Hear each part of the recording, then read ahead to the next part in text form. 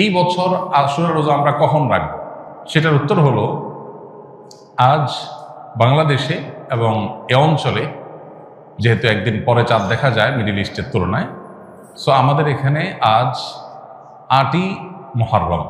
৮ই মুহররম যেহেতু আজকে সন্ধ্যার পর অর্থাৎ শুক্রবার সন্ধ্যার পরে ৯ই মুহররম শুরু হয়ে যাবে।